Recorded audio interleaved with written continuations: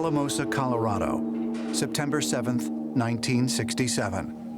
When a 3-year-old horse named Snippy went missing, her owners grew concerned and went out looking for her. Their search yielded a gruesome and mysterious discovery. Snippy's body had been mutilated, almost surgically.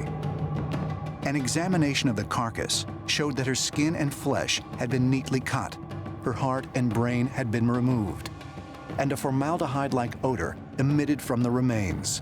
An autopsy also revealed that her spinal fluid had been removed.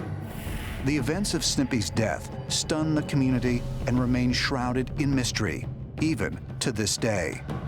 Since the mutilation, an estimated 50,000 similar events have been reported around the world, most of them involving cattle.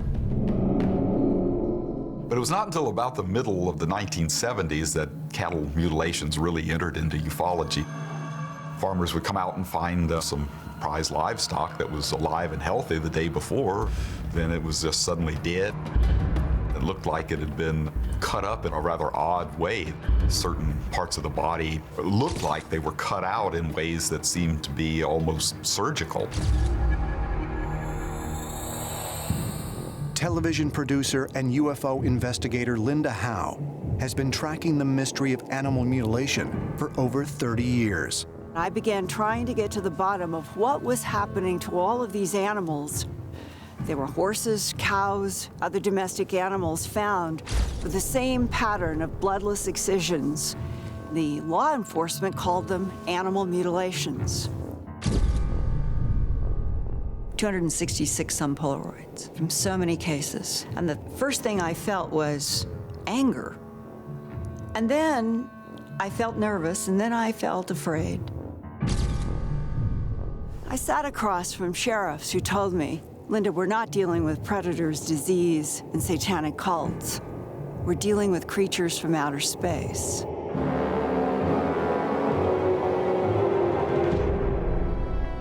There are several explanations for why aliens would want to experiment on cows. One is that they're just looking for food, one that they're looking for some kind of information about vertebrate organisms.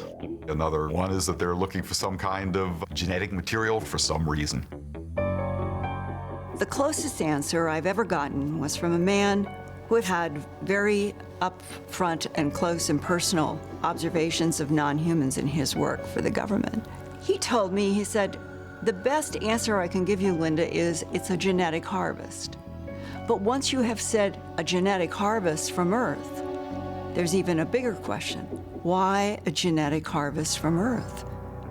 What is being made with this genetic harvest? To what end?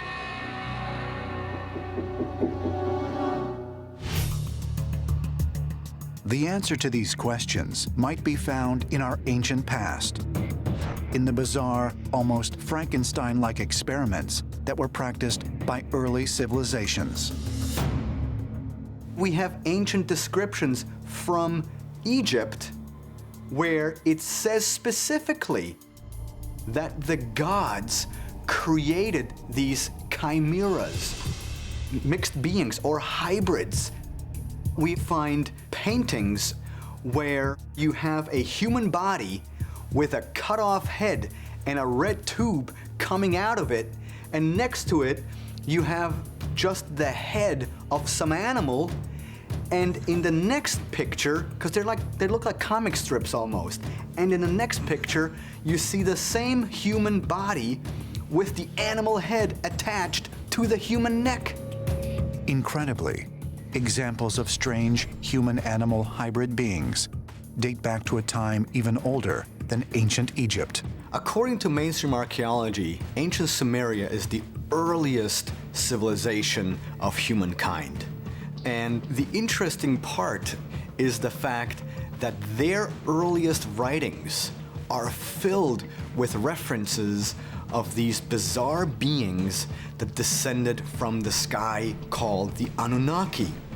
Anunnaki means those who from the heavens came. But is there any physical evidence of these human-animal hybrids? If so, wouldn't we have found skeletal remains? The answer may have been found in Saqqara, Egypt, home to that country's oldest pyramid. In 1851, French scholar and Egyptologist Auguste Mariette explored a deep tomb dedicated to the sacred Apis bull. Inside were 2 sealed and intact sarcophagi. But when Mariette opened them, what they contained was shocking. They opened the sarcophagus and they didn't find a bull. Instead, they found this black mass of what's called bitumen, a type of asphalt, and inside this stinking mass, they found the bone fragments of 7 different types of animals crushed up.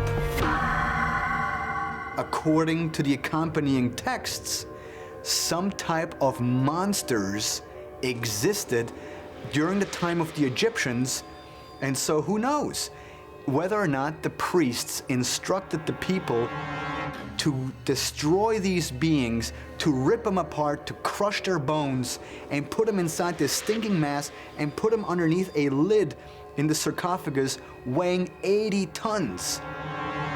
I mean, in all of Egypt, we can find mummified remains of every single animal, but we find these sarcophagi that contain these crushed up bones.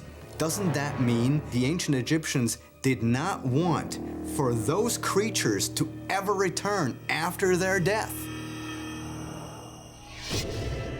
Of course, mainstream scientists and archaeologists believe ancient Greek and Egyptian stories of animal and human hybrids are just fanciful products of the imagination. But are they?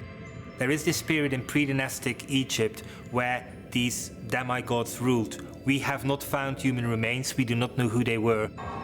But we do have scientific evidence that at least the ancient Egyptians believed firmly that they ruled. As to whether they are just human beings like you or I, or whether they come from somewhere else, or whether they are a hybrid being, we have no idea. What if ancient civilizations possessed the advanced scientific knowledge of our own modern-day scientists? What if they, too, had unlocked the mysteries of DNA, cloning, and gene splicing? Why is this so fascinating? Well, because if you look at this from a genetics aspect, we're in the process right now, today, of being able to recreate creatures like that.